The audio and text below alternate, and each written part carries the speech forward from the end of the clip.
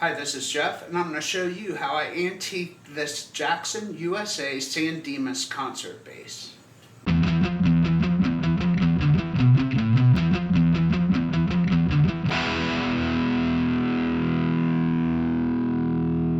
This is my 1986 Jackson San Dimas USA concert bass, seafoam green.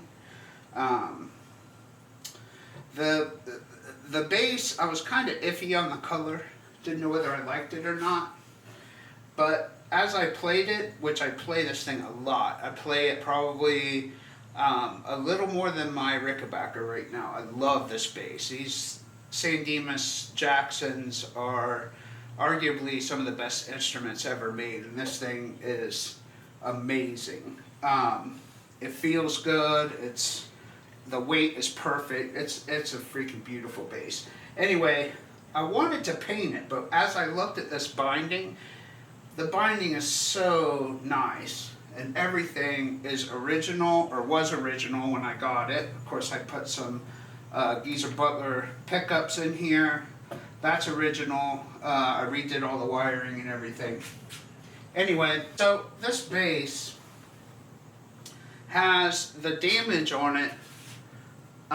There's a crack right here in the finish, right against the binding here.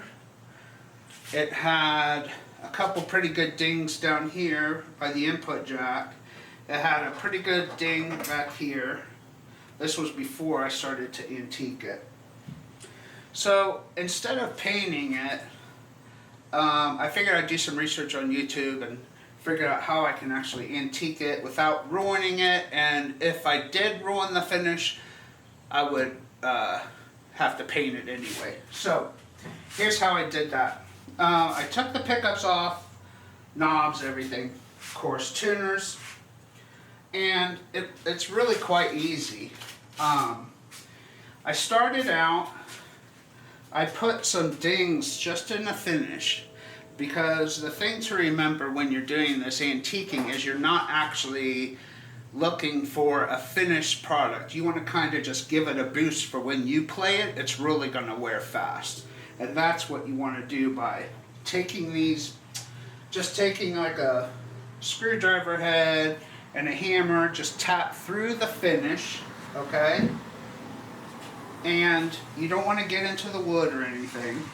But then what you can do that's kind of cool is you can take a hair dryer or a heat gun, kind of heat it up real good, right where your little spot chip is in the finish, and then you blast it with this cold, okay? What that's going to do is it's going to crack the finish, and you won't be able to see it, but I could barely see some cracks forming here. Now these are going to be a lot more predominant as time goes by. You're just kind of getting things started. So I did that like here, here, here, did it in a few spots, okay?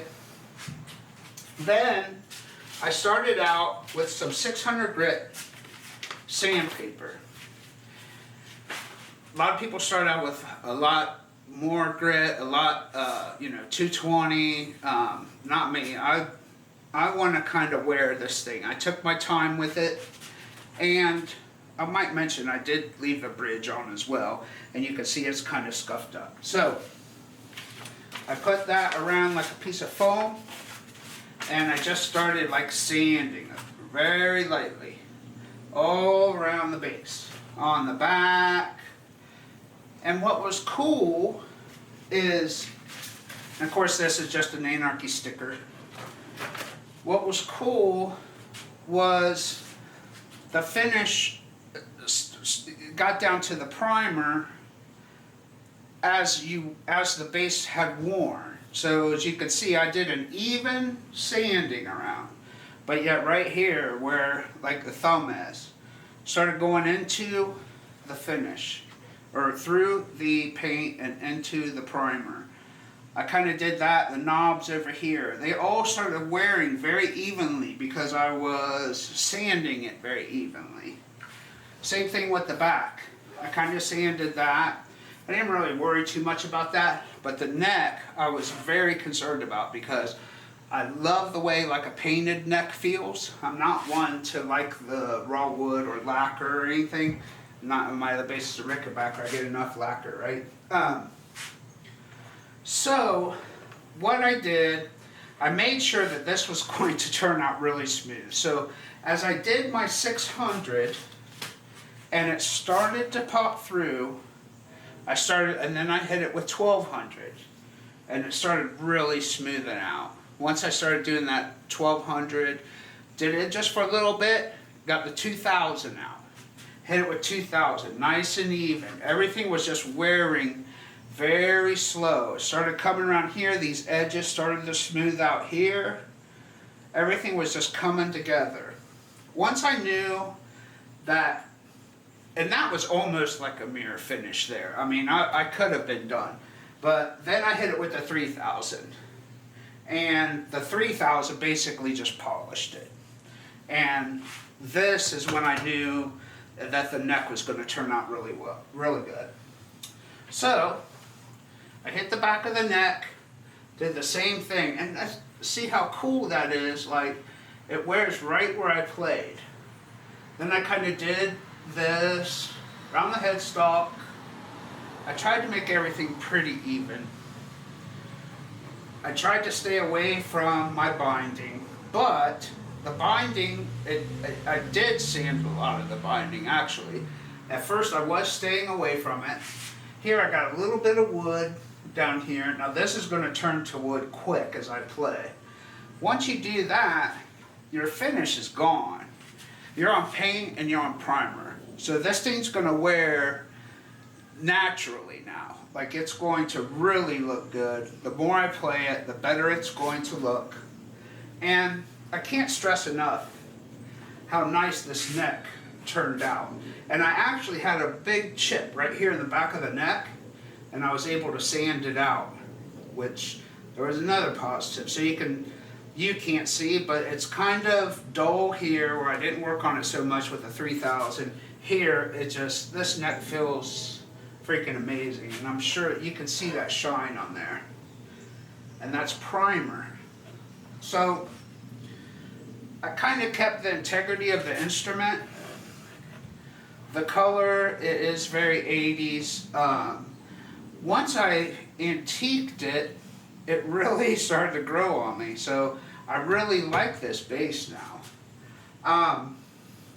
I wouldn't do this to like a new bass, of course, because you're not going back. You're going to paint it, and you're going to have to get something like this painted professionally, doing it yourself. I've seen a lot of the videos of people painting their guitars, and they turn out nice, but there ain't no way in hell that mine would turn out that nice. Anyway, I'm really happy with the way this turned out. And that's really all there is to it, you know? Once I finished everything, yeah, I used some car wax on it and just buffed it out and finished it up. But I do have some more work to do on the back here. You can still see there's a little bit of finish here. That'll sand out, kind of looks like a little scab. But that's what it'll look like once you start getting through the finish and into the paint. You'll get these little kind of abrasions like this, and you can definitely feel them. Kind of looks like a little scab, but you'll wear through it. You'll see the swirls, you'll see the scratches. Back here I didn't really work on it too much yet. I didn't finish that up. Front, I'm very happy with that. Neck's perfect. So that's kind of how I did it. I do not think I ruined this instrument at all. The playability's exactly like it was before I started. It just looks a little cooler, I think. And it will wear, with my playing, it will wear really quick. And it'll just look better and better as it gets older. Kind of like some people. Not me, but... So that's it. That's kind of how I did this. If you have any questions, feel free to hit me up.